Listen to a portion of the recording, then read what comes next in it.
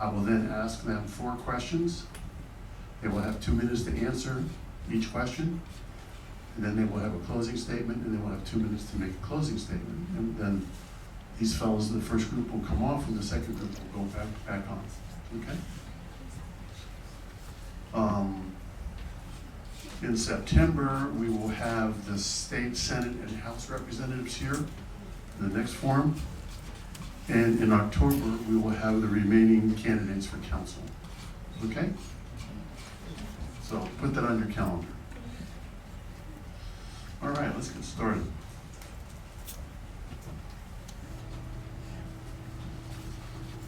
If you want me to repeat the question, I'll be happy to do so. Just let me know, okay? Here we go.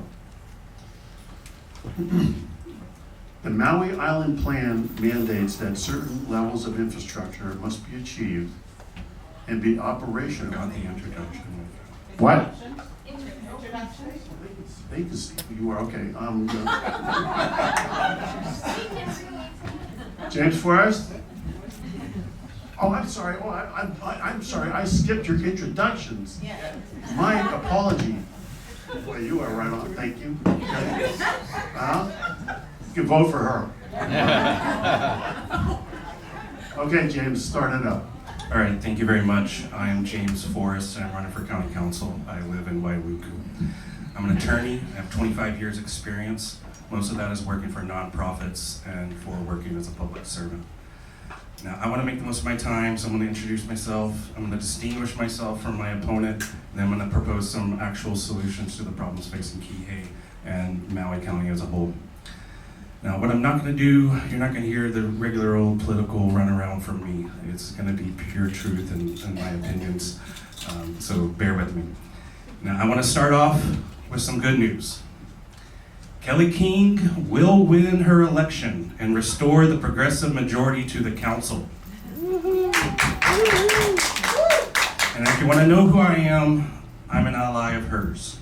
I'm an ally of the current progressive members of the council, including the 2 here today, Councilmember Rollins Fernandez and Councilmember Paulton. Now, I served as a legislative attorney for 3 years with the county council. I served with Gabe Johnson working on affordable housing. I served with Shane Sinensi working for local farmers, and I served with Kelly King for the environment. I was their committee attorney, and we got things done. I worked for them because they worked for you. Now, we don't have political parties at the council, but clear lines have been drawn in the sand, and I'm fighting for locals over big money developers. I brought 2 things with me today. Unlike my opponent, I proudly signed our Hawaii Pledge, and I will not be accepting donations from corporations or luxury home developers. So I started my career at the Texas Ethics Commission, where I prosecuted corrupt politicians. I went to the Texas Attorney General office, where I worked on open records. Voters deserve to know who is funding local politicians and have the right to use that information to hold them accountable. So today, I also brought copies of the list of donors to Alice Lee's campaign from the last 3 reports. This is all public record, and you can look it up yourself. I have copies for everybody. At the top of her donor list, you're going to see lead core developers. John. These are the people who are pushing through to pass their YLA development. Time. Okay. Solution number 1 that I'm offering is for everyone to sign the Our Hawaii Pledge and for these people to give back their corporate donations. Okay, Alice, your turn. Thanks, Bob. Aloha, everyone. It's so wonderful to be here and to see all of you. Aloha. Thank you so much.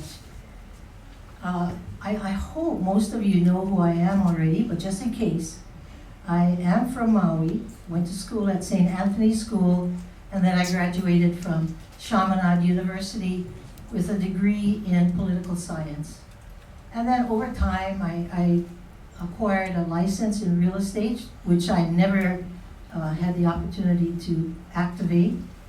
I also have a certificate for insurance, and I was a loan officer for some time. So I do have some good experience in housing. And as some of you know, I was the housing director for 8 years for the county after my first 10 years on the council.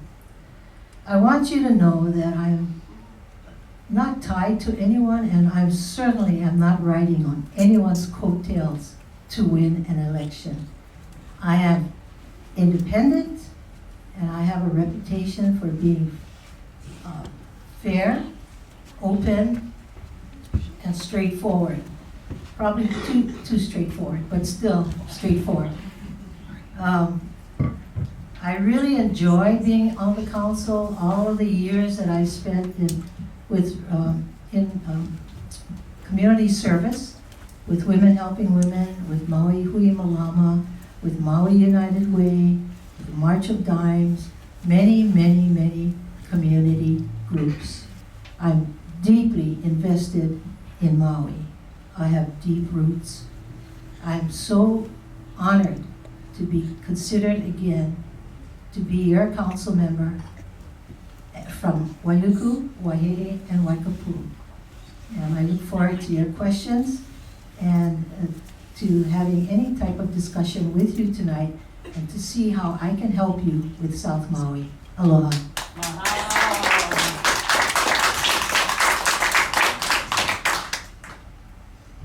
Aloha folks, I'm John Pelly from the island of Moloka. Thank you for the honor of being here.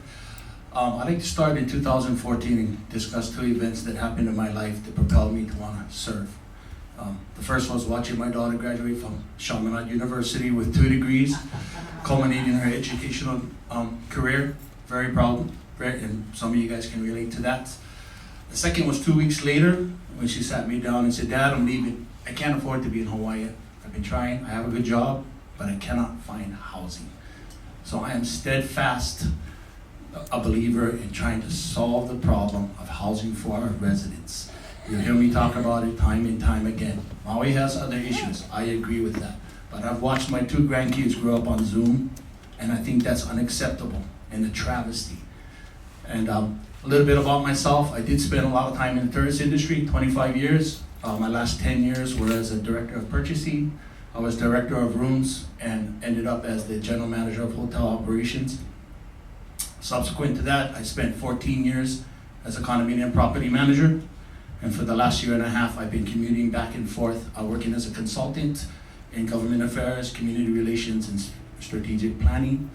I'm a small business owner. I ran a grocery store for 14 years. I currently run a restaurant in Hotel Molokai. For the last 7 years, we just celebrated our 7-year anniversary. We employ about 35 to 40 people, depending on how our staffing goes. We have, it is a high turnover sometimes.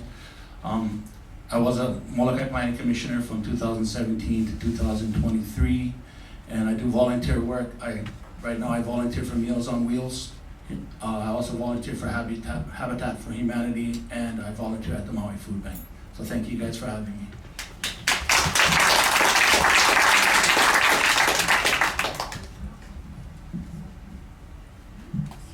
Aloha mai kako. Mahalo to the KCA and Pro Arts for providing this opportunity to speak to our community. And mahalo to you all for coming out tonight to hear from us.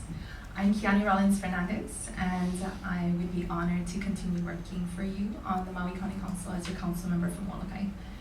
I come from a generational family on Molokai and was born and raised there myself, and I'm raising my 2 children with my husband, who is a 4th grade teacher at Monolua School.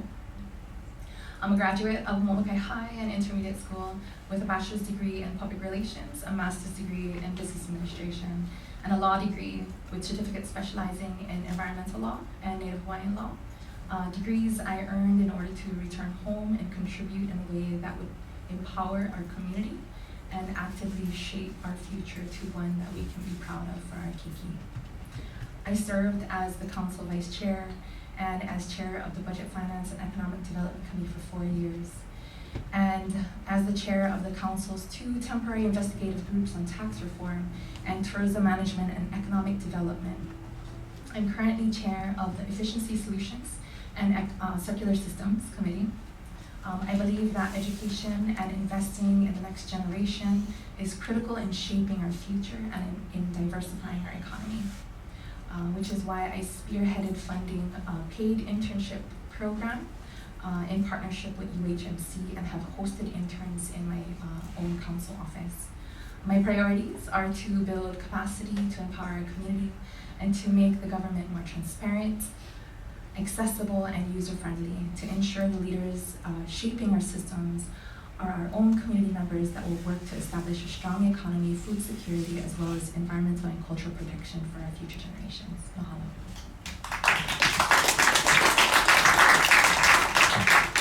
Thank you very much. Thank you, all of you. All right, just as a reminder, what we're going to do, I'm going to ask you 4 questions. Each of you will have an opportunity to answer the question. We're going to go from James to Kiani back. All right? If you want a question to you again, I will be happy to. All right? Okay, question 1. The Maui Island Plan mandates that certain levels of infrastructure must be achieved and be operational prior to the approval of any new development projects.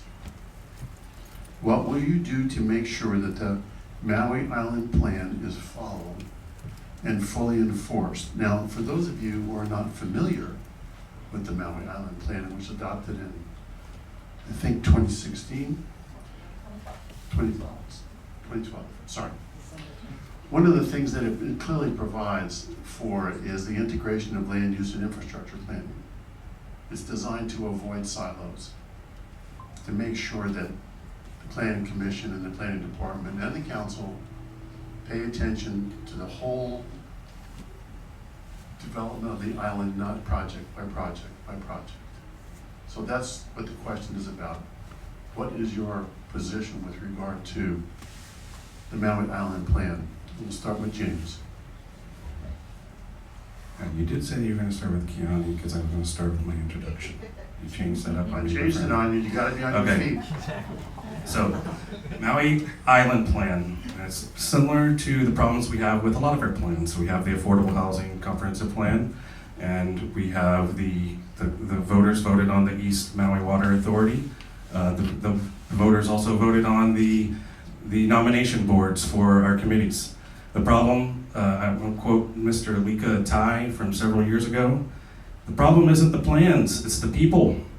You need a majority, you need a supermajority to actually implement the plans that we have. We spent hundreds of thousands of dollars on our plans and they've been ignored for decades.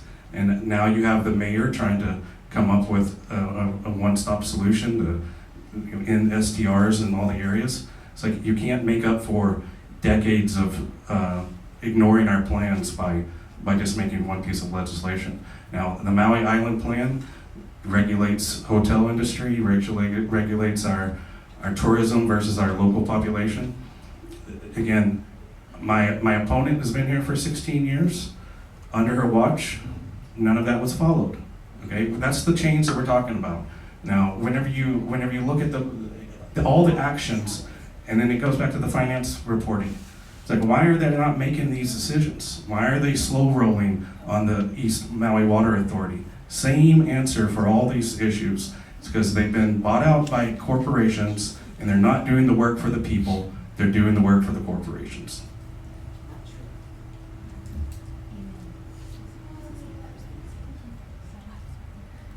Now let me answer the question. We're talking about the Maui Island Plan, more than likely that pertains to the South Maui area. Please remember that the Maui Island Plan, and any plan, is only as good as it can be implemented. And the implementation belongs to the administration. The county council is the policy-making body of the county. The administration implements our policies. If he or she does not implement the policies, they do not get done. Oftentimes, these plans are somewhat grandiose, unfortunately, beyond what we can actually afford. So sometimes these plans need to be take into consideration the resources and the funding that it will require in order to implement the plan. So this is what we need to do, is to be more realistic in setting our goals and our objectives and creating these plans that actually can be done and be, like I said earlier, implemented. Now, I have not been on the council for 16 years, 16 consecutive years. Unfortunately, my opponent has trouble with math. I've been on the council for 6 years, 5 of which I have been the council chair.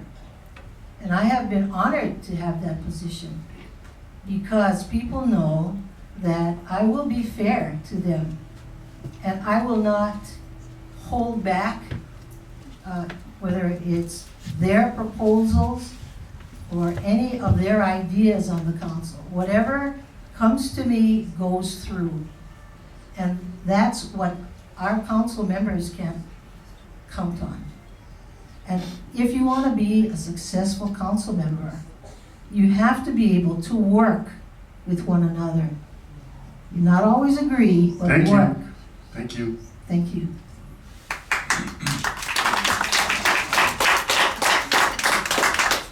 Thanks for that question. It's kind of hard to respond to the same question on the third try, but I kind of agree with Alice's administration policies. But I want to talk more about the silos and the silo that you talk about, and I think that's vitally important.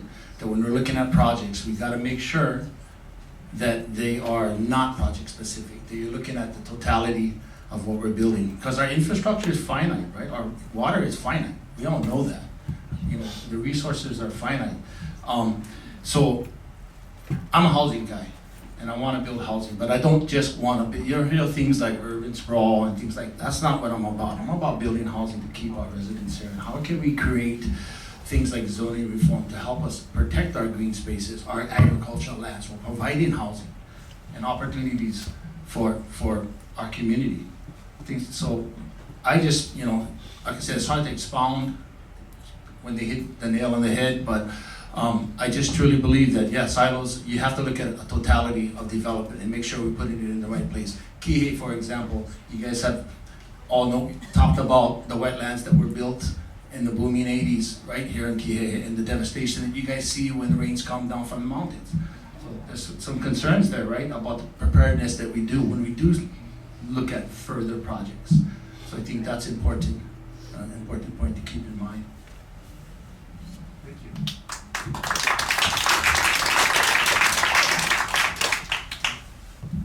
Mahalo for that question. I think, first of all, it's important to ensure that whichever candidate you vote for, that they've actually reviewed the plan and they know it exists. Because it's hard to know what the plan says and what the action items are for implementation if the candidate hasn't even read the plan. So I would highly recommend asking each of the candidates if they've actually read the plan. And then, so the way that community planning works, you have the general plan, you have the Maui Island plan, and then you have each community plans. More than half of the plans are now over 20 years old. We have updated Moloka, Lanai, West Maui now, and South Maui is in the process of being updated. The other plans are well over 20 years old. So that's a problem.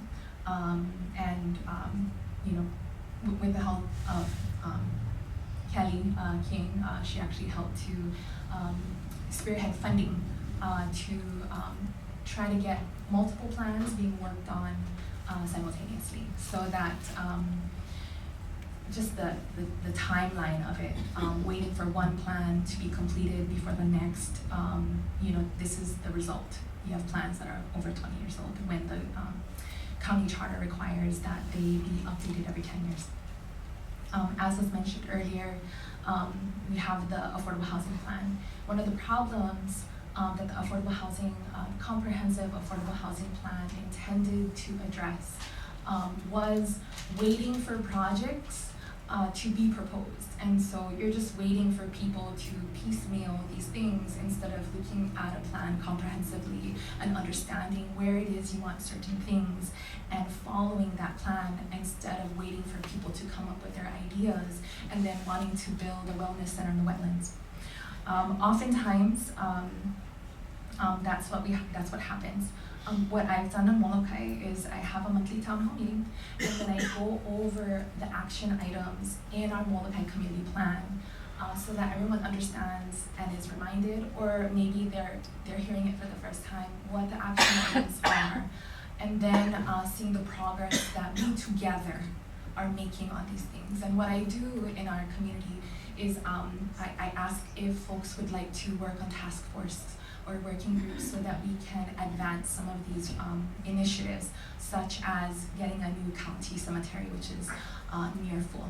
And then the last point I would make is to participate in the budget sessions to ensure that these action items are funded. Mahalo. Thank you very much. All right, Keani, we're starting with you this time, okay? Wetlands are essential to the prevention of flooding in South Maui. What will you do to make sure that the existing wetlands will be preserved and remain exempt from any future development? Now, particularly what prompted this question is the map that we just got, right? Which I think we all know about. I want to know what you're going to do to make sure that that's followed. Mahalo for that question. Yes, I wish the map was developed decades ago to prevent what we're experiencing now. I think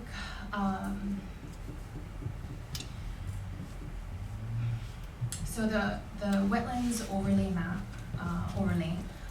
is something that I supported and I continue to support. And we need it to be completed. So before even enforcing the map and the overlay, if it's something that's important to you all, please come out to our meetings and say so.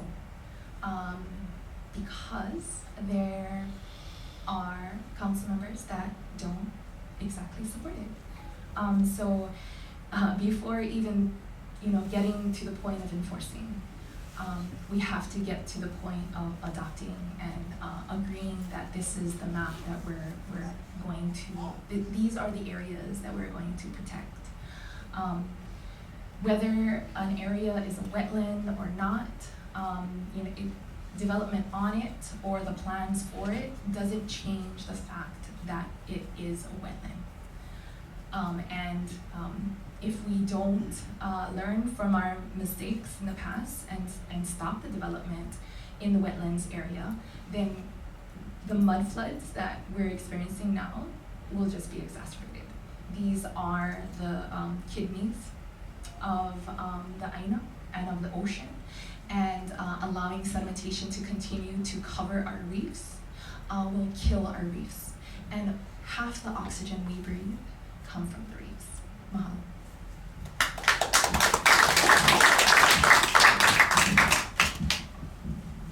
Yeah, wetland preservation, I think you have minimal wetlands as it is right now, and I think it's just, we need to preserve all of them. As far as the map is concerned, I understand that if there's enough money to purchase some of those wetlands that are owned privately, we should look at, can we budget that and can we go forward with that? I think we also have to look at our deer population, because I think this comes down from the Moloka. I did walk around up in Ulupalakua to see the damage that deer have done, and that ends up in your gulches, in your ocean, and it destroys your wetlands. Now there's a group on Molokai, Aina Momona, that are doing a fabulous job right now on trying to control erosion by doing silt basins, fences, barriers, and it's a smaller scale, agreed, but they're setting the tone for what can be done environmentally to preserve wetlands, preserve our reefs, preserve our streams, preserve, those types of things. So I think we need to really look at some of those areas where we can control the water flow. Now you don't want to stop all of it, obviously, because you need the wetlands to be recharged. But looking at those kind of tactics, and they're not engineers, they're using ancient knowledge, and they're doing it, right? And it's working. So we gotta kind of respect that aspect and see if we can apply that across the board in some of these areas that really need the help. Yeah, thanks. Thank you very much. Thank you. Oh, very good comments. My perspective is usually pragmatic. I look at the cost of things. And protecting the wetlands, of course, is very, very important. But how do we pay for that? How do we pay for many of the things that we need? If we can figure out those answers, then we have a better chance to mitigate or resolve many of our infrastructure problems. So I'm proposing that we develop a grants management business with the county. A grants management, whether it be department or division or office. Similar to what the University of Hawaii has, they together, the whole UH system, has a grants management program that is highly coordinated. And they generate over $500 million a year. And I believe we can do the same. And I'm proposing such a thing for the county of Maui so that we can generate new funds that do not rely on the visitor industry. This will be a long-term, sustainable answer to our problems. Because many of the problems need to be addressed with money. And if we don't get the money, if we don't get the resources, then our dreams will be illusions. And that's not what we want. We want to accomplish, we want to attain our goals. And one way to do it is to have sufficient resources and funding. Thank you. Thank you. That wasn't the answer to the question. I'll try to fill it in for you, fill in the blanks. It doesn't actually involve money. And a pragmatic answer is something that works. You know in Kihei that the wetland preservation doesn't work because you have floods. Pragmatism is what works is right. The wetlands bill, like what are we going to do to actually enforce it? I actually wrote the bill with Kelly King. We had a lot of input from around the community. We went to all the locals. We changed the bill when we got feedback. The most important part of that bill right now says is that after a map is developed, the council may adopt an ordinance. Again, who the council members are going to dictate if the map is actually put into effect and is actually effective. All right? So we know who the people are that will support the wetlands, and we know who the people aren't. We know why. Because wetlands protection is not good for development. Overdevelopment is what has caused the problems, and it's going to keep causing the problems until you elect officials to actually solve it. When you talk about money to protect wetlands, that means that you don't understand what the bill is. It's a wetlands overlay. We do not buy any of this property, all right? It's an overlay, just like a zoning overlay. There's many historical overlays. Whenever something's designated a historical property, the county doesn't have to go raise funds and buy it. All right? It's been a misunderstanding from the time, and it shows the difference when you have people who don't understand the law that are making the decisions. She talks about the grant funding program. That was my idea with Tasha Kama. We worked on it for months, and it was killed by Yuki Lei and Alice Lee.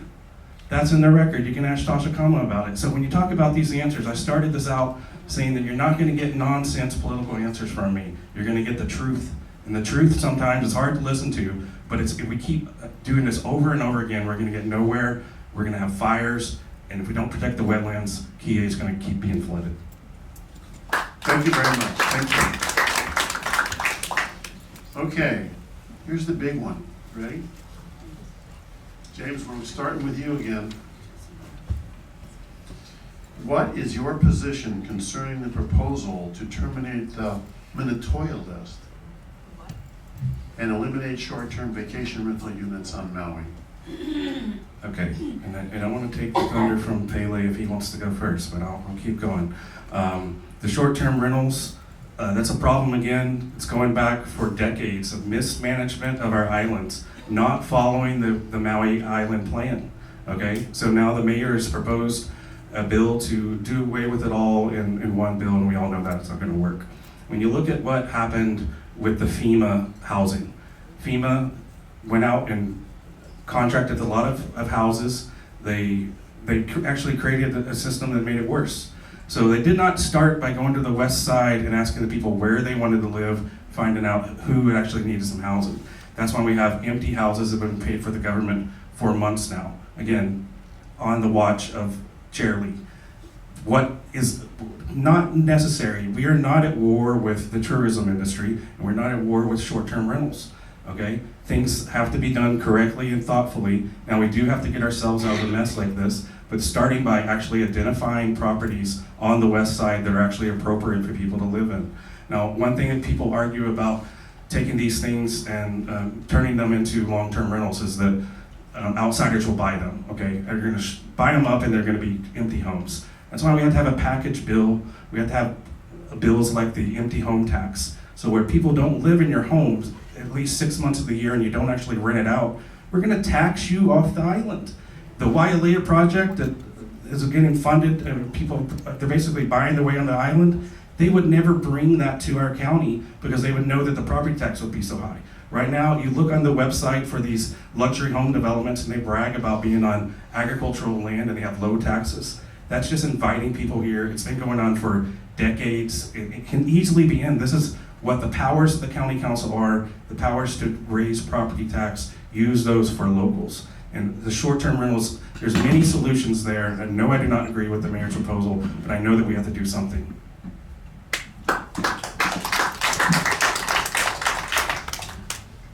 It's interesting listening to my opponent here because his lack of experience shows that he can't see the forest from the trees, and that's his problem.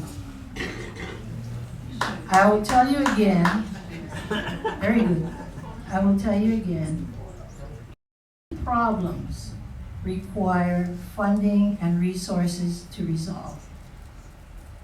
I've never come across a problem where it doesn't take one of those two things, if not both.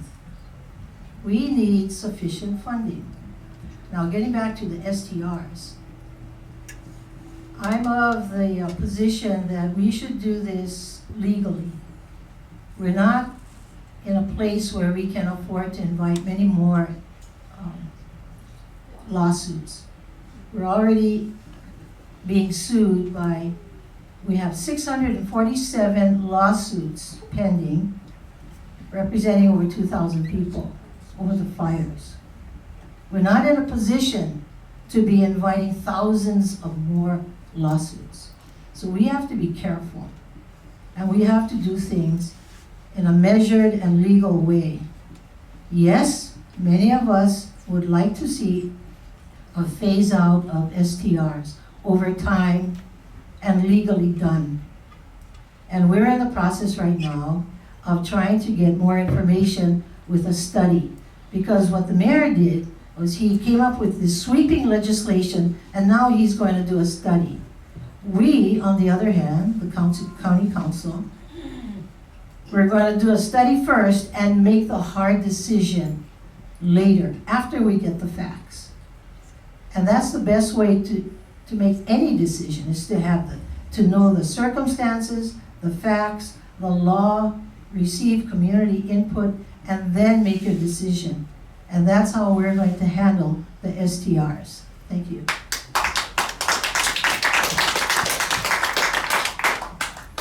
Yeah, as I studied the legislation, it was intended to create housing. And I want housing for our local residents. I do have some reservations on the unilateral application of that bill. I think it could be a little bit premature in how we're progressing.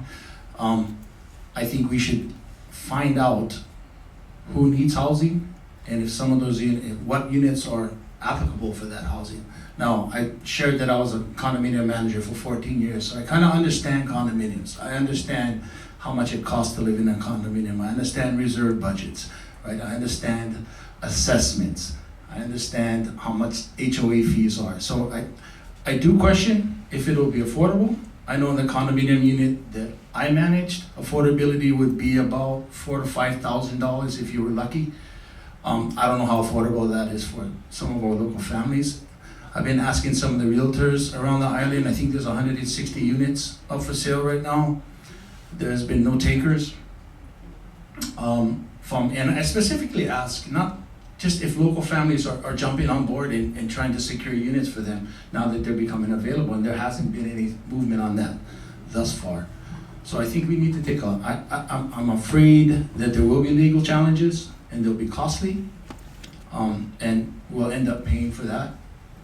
So I think we need to take a step back, and again, I want housing for our residents, and if it can create housing, fine, but the owners of those units need to be on board. They need to be part of this solution. We can't, the unilateral application, I think, is a little bit premature.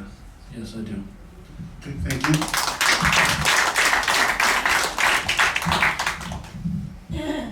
For that question. I was prepared for it. But I'll correct one detail in the question as you posed it.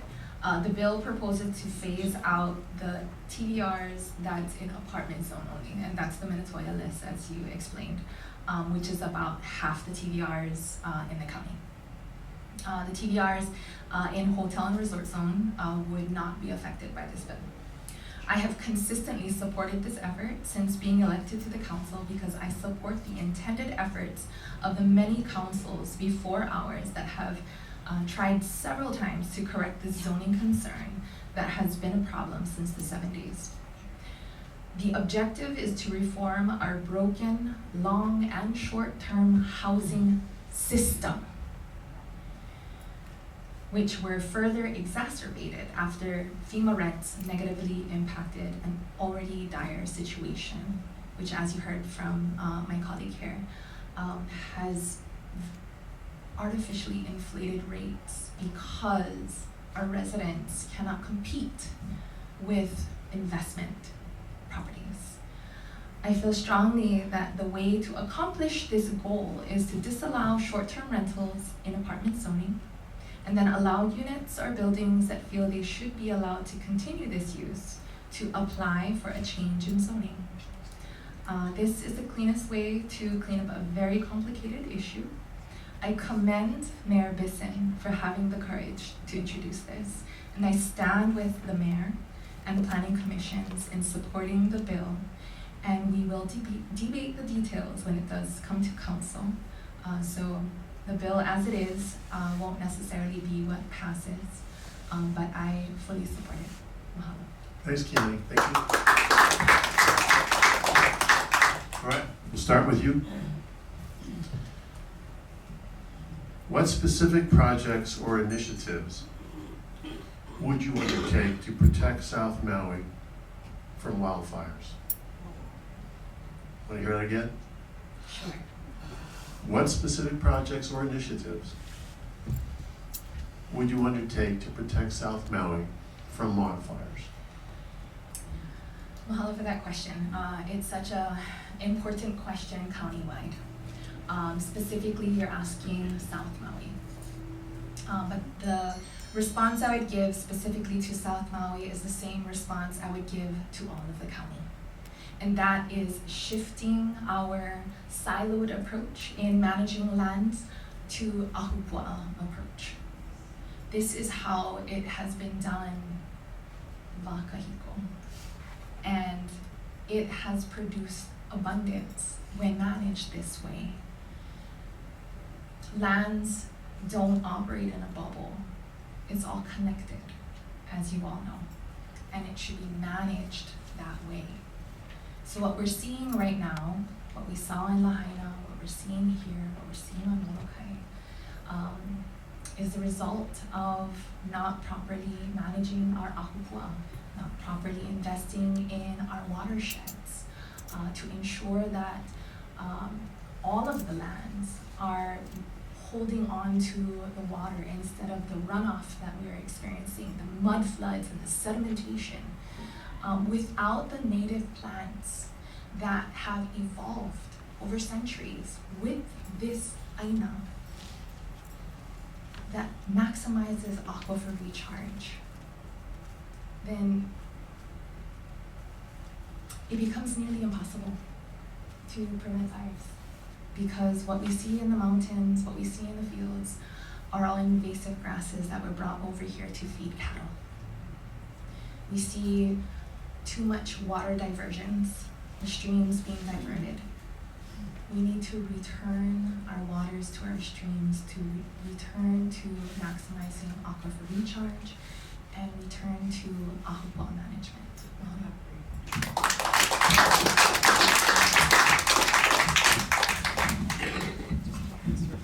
Yes, I have to agree. Invasive species have turned much of our land fallow and dry and dangerous. Not only invasive plants that we're missing, but our deer population is just devastated. So I'll move past the environmental part of it because that's important. I think we can focus on best practices for our firefighters as far as clearing brush, keeping our roads clear, our fallow lands need to be cleared.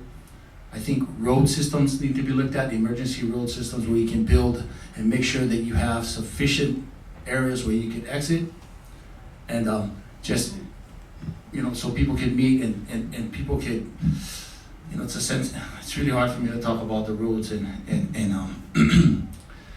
having people exit, but I think if we can look at plans like that where escape routes are built and funding, I know we hear a lot about where we're going to get the money. To me, it's like any budget, right? It's like your budget at home. You take your budget and you look at it and you say, okay, we're not going to the movies this week. We're going to cut out dinner this time. You just got to manage your budget. The county has to manage the budget so it can put resources to important areas like fire protection, right? We should embrace using fire safe materials in building, houses, remodels, and we should, those kind of techniques that we should do, best practices, I think, and support our fire department with budget that they need to keep us safe.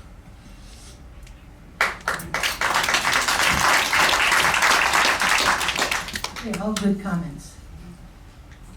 You're going to hear about a new proposal on my part at our August 27th council meeting. I'm proposing that we establish an arson squad and fire reduction unit. And the reason for this is because we're having one too many random fires and people are getting away with it. And that's because we don't have a dedicated unit to fight these types of crimes. So I'm hoping that the mayor will join, and I'm hoping the council will agree, will join us in doing something in a proactive way, proactive and aggressive way. These fires, if you've lived here a long time, we used to have a lot more rain. And now we're dealing with lots of droughts. And with the droughts come the animals coming down from the mountain, eating all the grasses and so forth. So we have one problem compounding another. So we need to deal with this head on. It's going to take money, it's going to take resources, but I know that we can do it.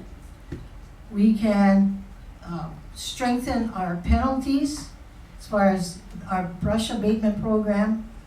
There have been a number of fires in Wailuku. I know there's several in Kihei, up country, and of course the worst one of all in Lahaina.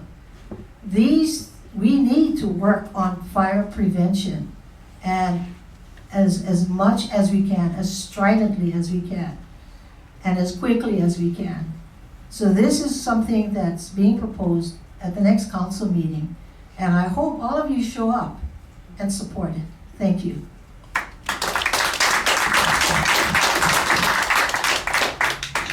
Aloha. So this is such a complex issue, and it's poor land management over decades. We know this. We know it from the sugar plantations where they chop down all the native plants and replace it with a monocrop, and they marginalize our population. They created poverty, and now I do agree on punishment, but when you look at who's starting fires, you're talking about mentally ill people and extremely impoverished. How about we solve those problems, and then maybe that will take care of the rest. Now, I've spent the last couple of years working on renewable energy and working with the sunflower farm, Kelly King. We have this beautiful picture from Kauai where there's a wildfire coming down the mountain, and it stops dead at the sunflower farm. I don't know if you've seen this. It's just as stark as night and day. Life will stop this fire, and it's perpetuated by our invasive grasses. Yesterday I was at the Rotary Club, and we were having an environmental meeting, and we had soil scientists there. Soil science, if you don't have soil science and good healthy soil, you're not gonna grow plants that are gonna prevent wildfires, all right? One of the worst things you can do for soil is to use pesticides.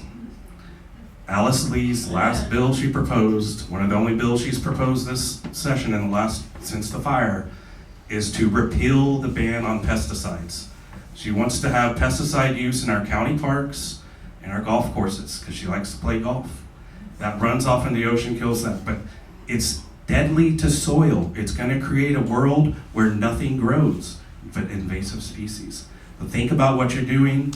I do have the experience, and I don't have experience doing that kind of stuff.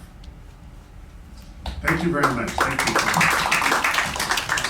All right, let's do closings, and we'll start with James. All right, guys. I reminded the Republican Party that when I talked to them, I'm actually a very calm and pleasant person. So come meet me afterwards. I'm gonna go to happy hour across the street. All right. The best way I can sum up the difference between me and my opponent is if you look at Bill 111, that was a bill for affordable housing that was creating a local preference for the workforce housing project. So if you lived here, then you lived here longer than other people, then your name got put at the top of the list. All right. That bill was proposed in a version of it was in the affordable housing plan, but not the version that we went with. I researched the law from California. One county was doing something. There was a preference. What you hear over and over again is that we're going to get sued. Now, Alice Lee was on the wrong side of the injection well case. She spent millions of dollars fighting that, wasting it. She's on the wrong side of Bill 111. The bill actually passed the committee, and the bill got vetoed by Victorino. The bill went back to the council because there was a supermajority, 6-3. The people who did not vote for it, Alice Lee, Yuki Lei, and Kama. The council overrode that veto.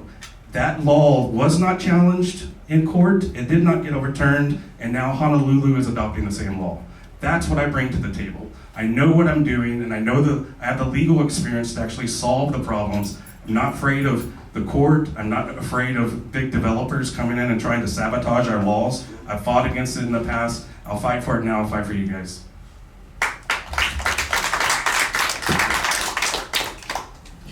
Well, obviously, I don't agree with him.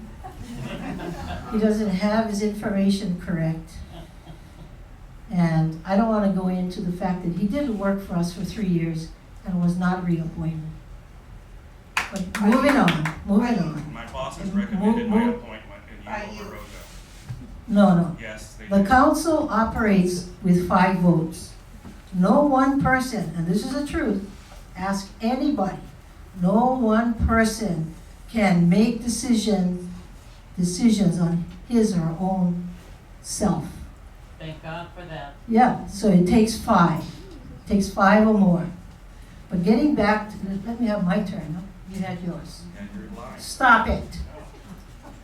If you can't handle this, why don't you go to the bar now?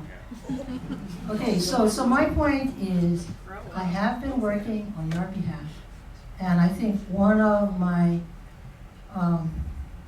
proudest accomplishments has been the Ohana Assistance Program. I think everybody has heard about that. The state has used that as a model for the entire state. And hopefully all of you will think about participating in this program because it will provide affordable rentals for many of our workforce families in Maui County. And so this involves funding. We will fund up to $100,000 if you provide an ohana, if you build an ohana, whether it's attached or detached from your regular dwelling, and if you rent it to a person or persons at an affordable rate. So this will help tremendously with regard to the shortage that we're now experiencing.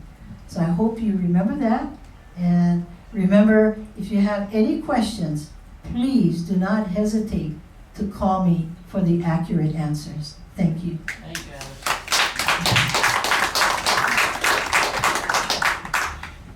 Well, again, thank you guys for letting me be here tonight. And I'll just close by saying, thanks for the questions. It was kind of enlightening to hear those. But I think the reason I'm running, I think I have a good vision for Maui County, and I think I can bring to the people what people want in government.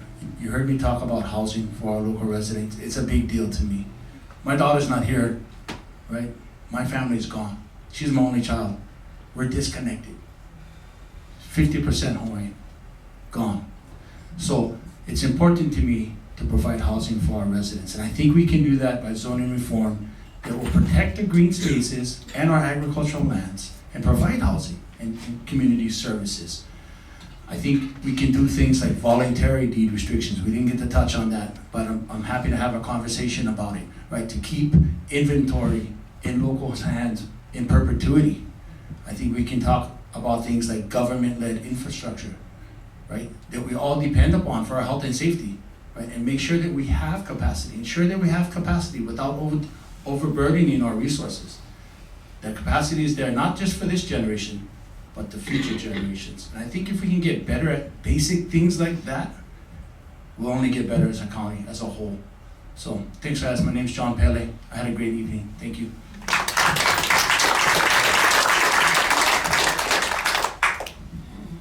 Mahalo for the opportunity to provide closing remarks. I first wanted to add to the question about fire prevention. I forgot to include that there's been a lot of great work that's been happening, a lot of collaboration with larger landowners on this side that hasn't happened before. And so I really want to commend that work of the private landowners and both our state and county government, our public works director, Jordan Molina, has been helping to facilitate some of that collaboration. And so I wanted to make sure that that was included. And I wanted to correct something earlier that Forrest said. We changed our internal systems. And so I know Alice signed the bill to repeal the prohibition of pesticide on county-owned and managed lands. But Alice signed the bill on behalf of the administration. It wasn't her, she didn't introduce it. So I'm Kiani Rollins Fernandez, and I would be honored to continue working for you on the Maui County Council. Please visit my website at votekiani.com, on IG, Instagram at votekiani, or on Facebook at facebook.com/votekiani for more information. Everyone can vote on all 9 council races, so no matter where you live in the county, you can vote for me in the general election on November 5th. Mahalo.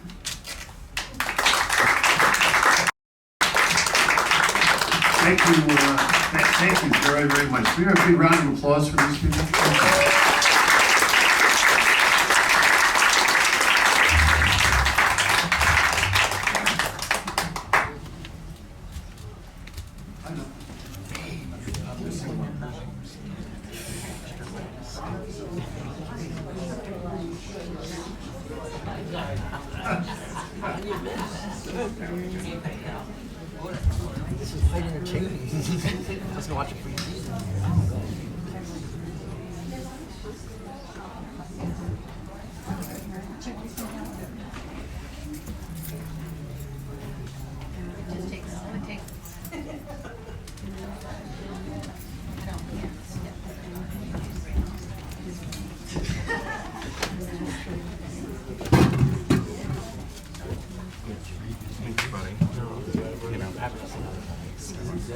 You're Ready,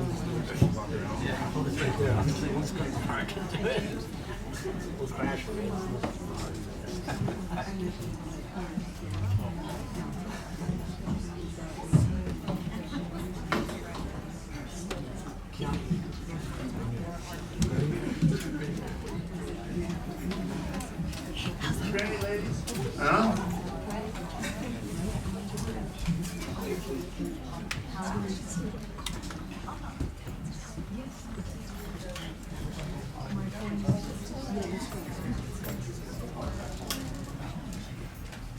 Okay, we're going to start with opening statements, 2 minutes. We're going to start with Tamara and move our way over to Tasha. Hello. Hello. Can you guys hear? Yes. Okay. Aloha mai kakou. My name is Tamara Paultin. I was born on Oahu, grew up in Hilo, and moved to Maui in 2001. I went to Northern Arizona University where I earned a Bachelor's of Science in Mathematics and Education. When I graduated from school, Cayetano was the governor, and there was a strike, teacher strike. And prior to graduating, I had been working on my winters and summers as a lifeguard at the beach, and I figured just go back to that. So I retired from about 20 years working with the Department of Fire and Public Safety. I was a lieutenant at DT Fleming's Beach Park for about, I worked there for about like maybe close to 20 years. And what inspired me to go into politics was working through the Apana, Arakawa, Tavares, Arakawa administration where you know, I just worked at the beach and it was like we're going this way and this way and this way and this way. And I was like, you know, there's gotta be a better way. And so I ran for office in 2014 and that was a really eye-opening experience. Then I went back to the beach and in 2018 I was asked to run for the West Maui Council because Ellie Cochran wanted to run for mayor. I had never wanted to be on the county council. A lot of reading, it's like going back to school almost. You gotta sit in these chambers with no windows and you know, the windows don't even open. But you know, I did treat it like a school experience and I learned the most I could and I read all the things and I just asked questions because I figure, you know, the best time to ask questions is when you start a job. And through that process, I learned a lot. And, you know, I think that my math skills helped going through the budget. I understand the formulas to plug in the numbers, to come up with the right amounts, to help balance the budget. My first 4 years, I chaired the plan. Tamara, Yes. thank you. Oh, okay, sure.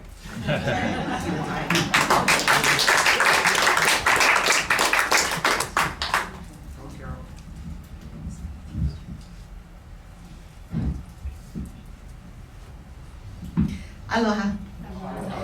I'd like to preface my introduction by saying mahalo to the KCA Community Association and Pro Arts Theater for allowing us the opportunity to come here and speak before you. My name is Carol Lee Kamikona, and I am running for the Kahului residency seat of Maui County Council.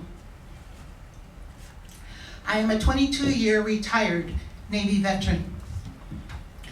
My qualities of dignity, transparency, honesty, discipline, and respect are the qualities that I learned being in the United States Navy. I am also a single mother of 7 children. I have had to be the most effective communicator with them, learning the 7 different personalities and the characteristics that go along with each of those personalities. So I have been able to foster good listening, hearing, 2 different things, being able to communicate with them on their level, and then also being their problem solver. My number 1 priority is affordable housing. Pre-pandemic, we had a housing crisis. We are now in a housing emergency.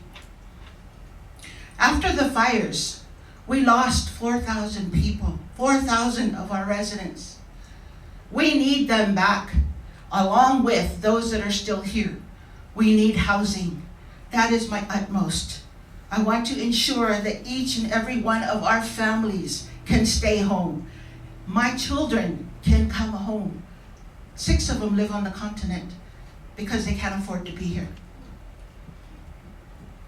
So all those that are directly and indirectly affected by the fires, we need to bring housing to them. So again, mahalo for this opportunity, and I ask for your support in the November election.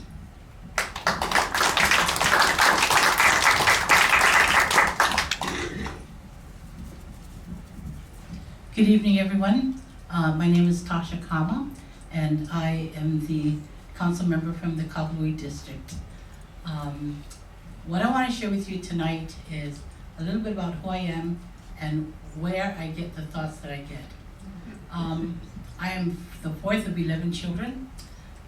I have 11 children myself. My husband is the 2nd of 13 children. Together we have 31 grandchildren and 5 great-grandchildren. My whole life has been invested in my children. When they were younger, I would take them to church and I would pray that God would bless each and every one of them with a mate that would love them the way my dad loved my mom and the way their dad loved me. And I prayed for my children because we were living in public housing at the time, and there was a lot of rough stuff going on in those days. And I wanted my children to grow up with a sense of belonging, a sense of place, and a sense of who they were, and to be proud of who they were. And so, you know, again, I have 11 children. 4 of them live on the continent, and 4 of them live here. 1 has passed, and my 2 boys live on the island of Oahu. I'm grateful that I have that many of my children living here, but I also have children who want to come home. But you know what they did? They bought a home in Washington State, they bought a home in New York State, and they've got a 30-year mortgage. So they're not gonna come home, but they do send the kids home. And my greatest joy is when I get to have my grandkids to come and visit. So today, 2 of my grandkids went home to New York. I'm having another 2 coming in from Washington. My daughter just went back home to Portland. My other daughter's coming in from New York. I thrive on having my family and my children around me. And I thrive on having the people of my community surround me with their love and their support. I will tell you, although I don't know you personally and you don't know me, I want you to know that I love you and I care about each and every one of you. Thank you. Thank you very much. Thank you. Tasha, we're going to start with you. First question, what is the status of the county's plan to complete the Kihei North-South Collector Road? What initiative will you undertake to finish this project as soon as possible? This question came up, I think, every election year, right? Yeah. It comes up every election year. What's the And answer? so What's the the answer? The answer is very soon. My understanding is that the DOT had it on their priority list, and therefore the North-South Collector Road would be done and would be completed soon. I don't know what the definition of soon is, but that's okay. Okay. At least you're on the priority list.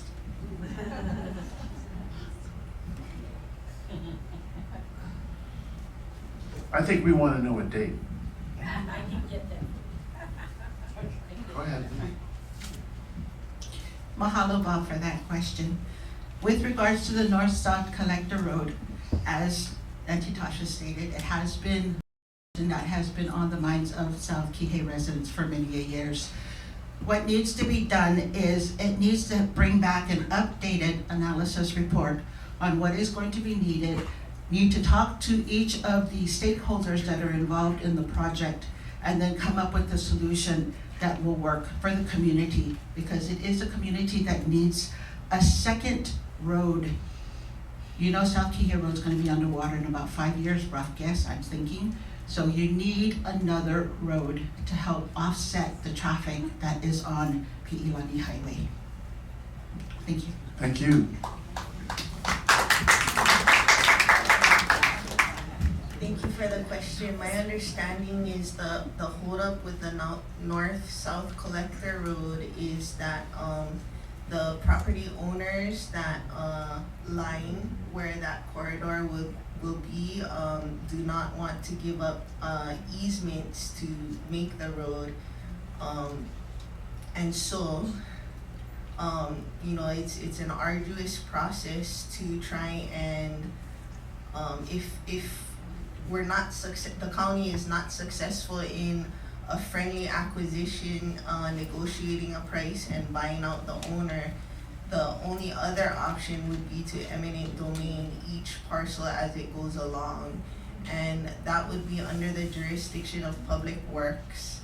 I think though, you know, instead of pursuing it that way, it would be kind of cool if the Kihei Community Association, you know, made a list of all those properties and, you know, kind of worked within the community and said, like, you know, these are the benefits of having a north-south collector road.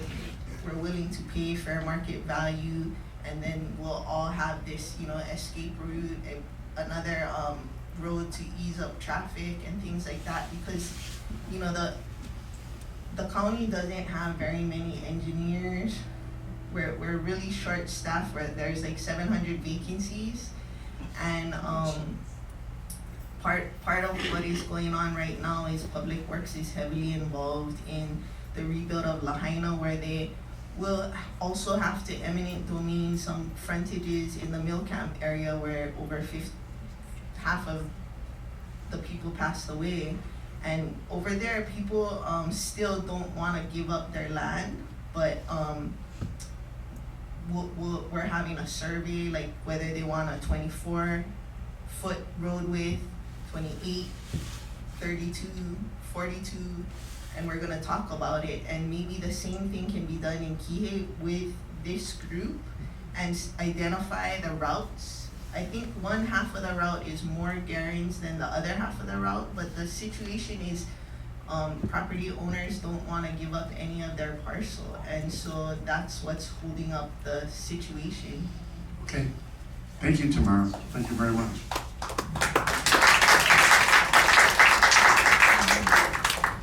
All right, we're going to come back with Tamara now. Would you support a council amendment to adopt a county management system of government? I'd love to. That was my main platform in 2014.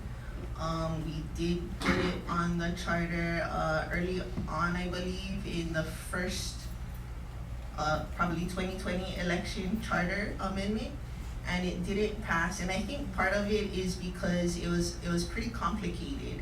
You know, we need to make it more simple, understandable, and you know, back then we all thought, like, you know, what's the worst that could happen if you elect somebody that isn't ma'a to county government, you know? And I don't think anybody thought that the worst that could happen was a whole town burning down and the recovery of it. But now we know better, and the biggest reason I support a professional county manager is for the continuity. We have over $1 billion budget, and we can't have all the institutional knowledge that's built up over the course of 2 or 4 years go out the door with each new election. We can't have the political push and pull determine who the directors are for an election cycle. We need people that make sure that when you flush your toilets, it goes to the sewer station. You need people to make sure that when you turn on your faucet, water comes out. You know, between November and December of this year, there was a situation in Kahana where they didn't have water, and constituents in my district called the outgoing administration, and they were told, you better pay for rain. That is unacceptable. And that's why we need continuity and not people just leaving, you know? Excellent, excellent points, thank you. Carol, what do you say? What do I say, Bob? Yeah. Mahalo for that question. Absolute, positively, 100% agree. Why? Because it's a position that is going to be based on qualifications. Not on nepotism, not on cronyism, but qualifications. You have to apply for a position. You have to sell yourself, that you know what the job entails. The continuity that Tamar talks about, totally. Because when you're elected in a 2-year term, it takes you 1 year just to get used to the position itself, learn your job, learn what you need to do. So that second year, you don't really have much time to do much, because then 6-8 months into it, you're already looking at the next election. We need continuity, we need change. We definitely need change. So yes, I would agree with that charter amendment to be put back on this election, hopefully. Mahalo. I voted against the charter amendment because I didn't truly understand what a county manager would do. My understanding was that that county manager would not be an elected position, that would be an appointed position. To me, it wasn't clear enough in terms of what this manager would do and in terms of who would he be held accountable to. In an election, we are all held accountable by all of you. If you don't like us and you don't agree with us, then you vote us out. On a county manager, I don't know who would be able to hold this young person accountable. So I voted no at that time. In the meantime, many things have gone on that have really changed our perspectives about so many things. I'm still not sure about the county management position because I have never experienced that in my lifetime, and I'm still not sure if we could hold that person accountable. And that's my own thoughts and reasoning. But one of the things I was always open to is conversations about why or why not. That's why on our own council, we have a lot of discussion. A lot of the other council members on the neighbor islands tell us, your council is the most talkative council you all have. Because we talk about things that we don't know, we talk about. Things that other people know and they've learned, they share that, we learn it, and we talk about it on the floor to try to convince each other why we believe that what we believe is what we should be voting for. And that's the kind of council you have right now. One who can have that kind of dialogue, one that can do it respectfully, and to be able to do it even when we disagree. Once we leave that place, in that chamber, the issue stays, and we go home, knowing that we still have another day of hard work to do. So for me, that is my response. Thank you. Thank you. Thank you. All right, Tasha, we're back to you. How is the county going to provide sufficient water to adequately support the developments currently proposed for KCA, Wailuku, and McKinney? Now, the preface for this is, it's my understanding that there are somewhere between 3,000 and 3,500 units proposed right now for those areas. Where are we going to get the water? Currently, we get the water from the Central Maui Aquifer. That's where we get it from, right? So, as far as I'm concerned, our water department's job is to be able to look for new water sources. So I would look to our water department because that's their job. Our job is just to create policies that urges them or gives them the money to be able to develop those new water sources. So the department, and I will tell you this, that's their job. The water department's job is to develop water sources. So for me, my answer would be, I would go back to the water department and say, this is your job. Tell me what you need from me. How much money do you need from me so that you can do this job? So that these people, or what you say, the 3,500 new home developments that will come, that they will have sufficient water. And I'm okay with that. Thank you. Okay. Sarah? Mahalo Bob for that question. You are correct. With Wailea 670, Lead Core, ATC McKenna, H2 Dowling, and the Grand Wailea Resorts Expansion Project, there are many units that are coming up in the Kulakai, Wailea, and McKenna areas. Where is the water going to come from? Well, how about taking a look at the hotels and the resorts first? Let me tell you that the Grand Wailea utilizes 17,000 gallons per acre as compared to what Oahu's restrictions are at 4,000 gallons per acre for hotel and resort usage.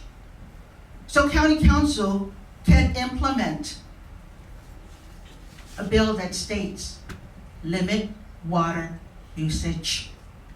Then residents will be able to have water. Thank you. Thank you. Tomorrow? Could you repeat the question? I certainly can. How is the county going to provide sufficient water to adequately support the developments currently proposed for Kihei, Wailea, and McKenna? Thank you. So water is a very complicated subject because the county only manages its own water resources, and the county is not the only water company on island. There's many private water companies. These developments could develop their own private water source, and that would be overseen by the State Commission on Water Resource Management. In my opinion, I think that the county should reserve its water resources for residential dwellings that our people can live in, because that's what the greatest need is. For West Maui, we, prior to the fire, pursued a ground and surface water special management area for that very reason. We were over entitled and water scarce.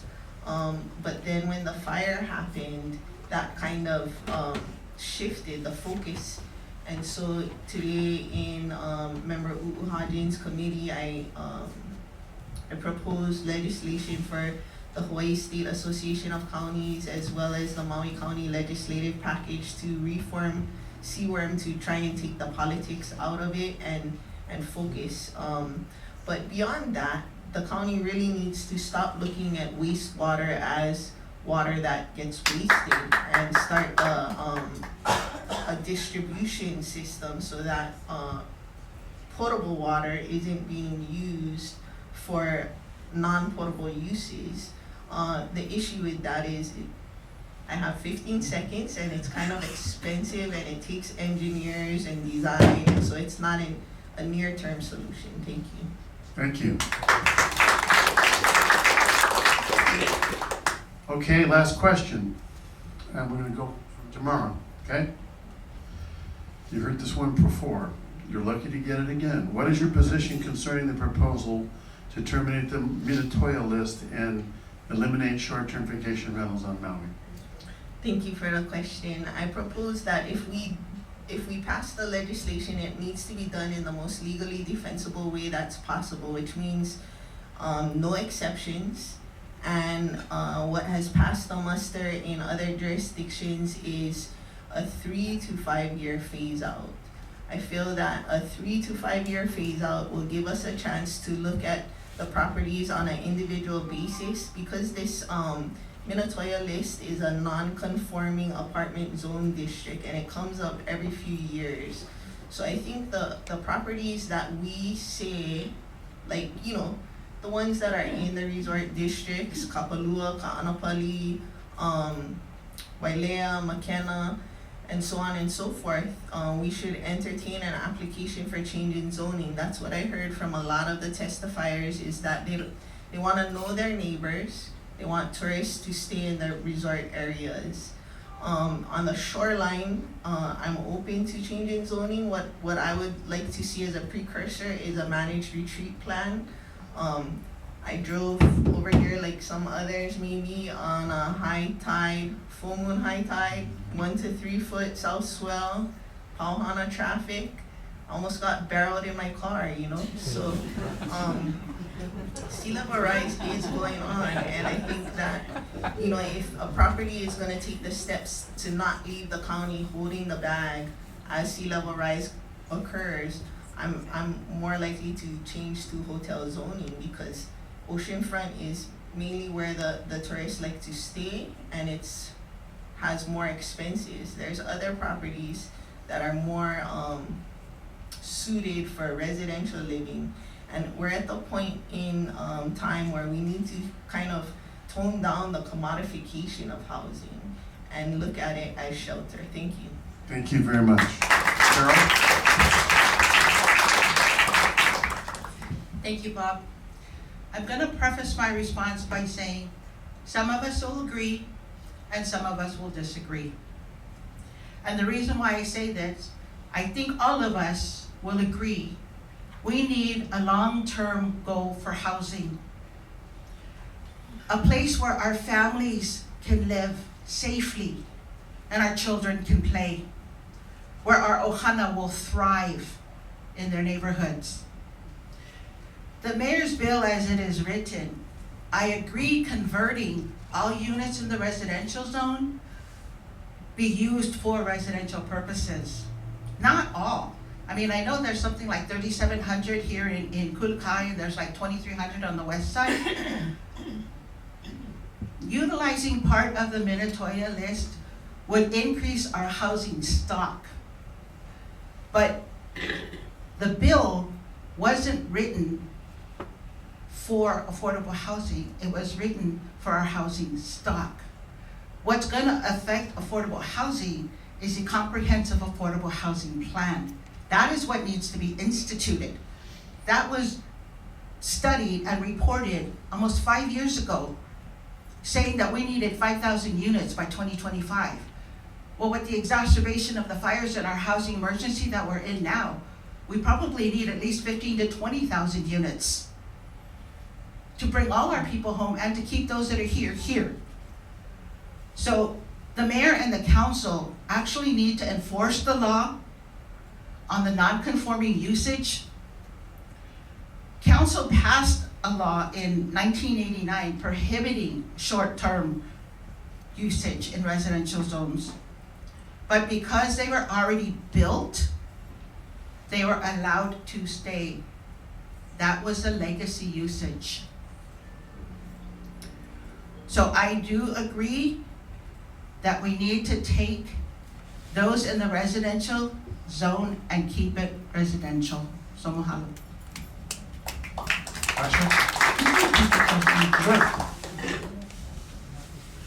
What is your position concerning the proposal to terminate the Minatoya list and eliminate short-term vacation rentals on Maui? So this is my position. We're gonna do the study. Let's see what the study tells us. One of the things we're asking for in that study is to tell us, we understand that not all of the uses, or not all of the units, I should say, are actually for families to live in. They're short term, that's what it means, right? So you stay 2-3 nights and then you go. But it wasn't ever made for long term. But some were, because I heard that some of them were actually built for workforce housing. So until we can figure out where are these units that can be used for homes and for housing, and the ones that cannot, we should separate them out. And then if we need to change the zoning for them, we'll do that. But the ones that can be turned into housing for our people, we should look to that. And then those that can continue to stay as short-term rentals, we should keep it there.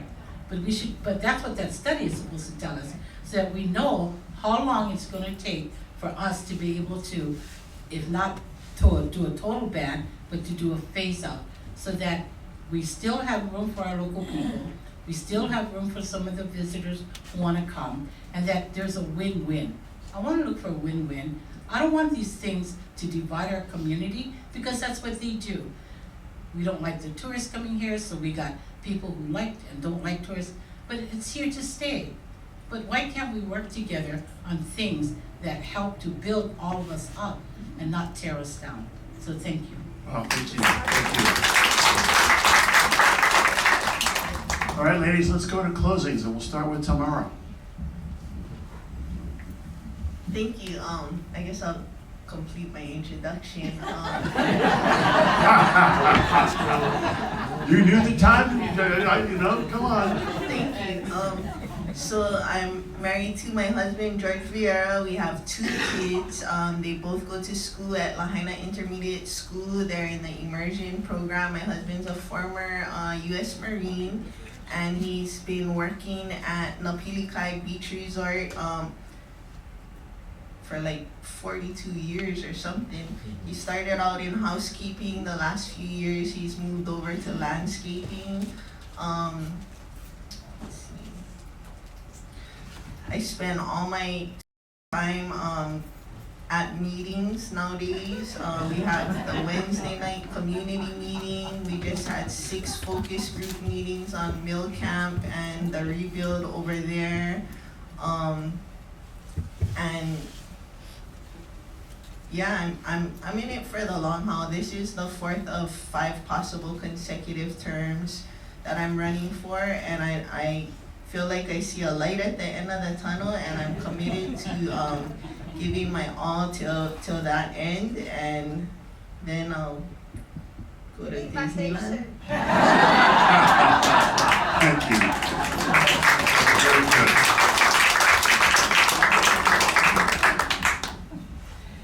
So I don't know if you guys have noticed, but I just wanted to mention this. I am the thorn between the 2 roses. So mahalo again to the Kihei Community Association and the Pro Hearts Theater for having us here, for allowing us the opportunity to speak on our issues. I mahalo our fellow candidates who are brave enough to be up here and be on the spotlight. I know it's not easy because I'm shaking in my boots. You don't see my feet moving underneath.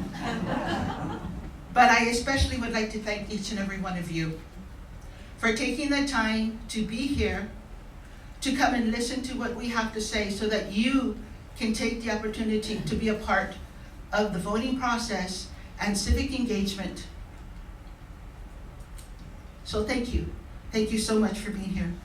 My name is Kahului Kamikona. I am running for the Kahului residency seat of the County Council. If you would like more information, you can check my website, kahulikamikona.com. I do have an Instagram, I have a TikTok. Yeah. Don't ask me anything about it because I know nothing. You gotta talk to my campaign manager on that one. Do we have X? I don't know. What the heck is X? Yeah, I do have an X actually. I got him like when my son was 4 years old. And he's 34 now. So yeah, that's my X. Again, thank you so much. I do ask for your support and your vote in the November election. Mahalo and good night. I want to say thank you all for coming out tonight and spending a few hours with us. But I just want you to know that what you have in front of you is who I am. I'm real, and that's what I am. And if you know me well enough, you can also predict what I'm going to say, what I'm going to think. Because if you know me well enough, you'll know that I come from a place of realness. I come from a place of practicality. I come from a place of love and inspiration. And I come from a place that says that this is our home. I just realized Bob told me earlier, he just moved here. He's from in early 1990s. But this is his home too. This is my home. I'm a Kanaka, I'm a Maka'ainana. My ancestors have been here since time immemorial. I love my native peoples, and I will always be here to serve them. But what you see is what you get. I'm all Kanaka. Thank you. Thank you very much. Ladies, thank you so much. Thank you very much. Big round of applause, please.